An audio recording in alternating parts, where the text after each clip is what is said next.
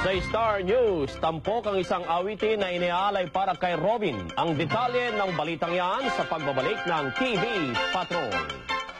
Sa Star News, musika ang isa pang inspirasyon ng bilanggong si Robin Padilla upang makayanan ang mabibigat na hamon sa kanyang buhay.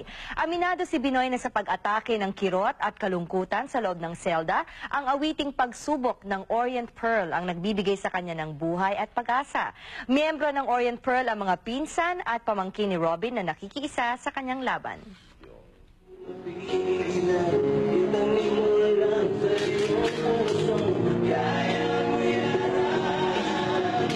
Pagkabigo, talin lang ang pagmulo sa isipan. Mga pagsubok lamang yan, huwag mong itigil ang laban.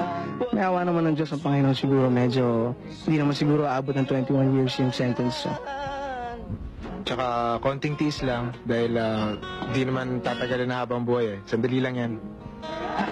Uncle, alam kong maraming naniniwala sa'yo. Kaya sana huwag kang mawawala ng pag-asa.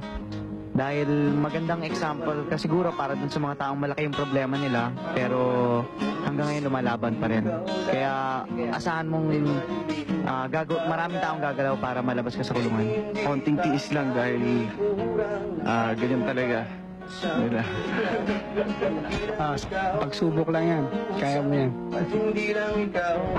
Kaya mo yan, Robin. Sakit mo'y may katapusan. Kaya mo yan. Ang naging inspiration ko yung mga barkada ko nung college na mga problemado. Kasi may mga barkada ako na mga family problems nila o hindi kaya naman medyo nabubuntis lang wala pa sa oras. Ganun dito. Huwag mong isuko, adios.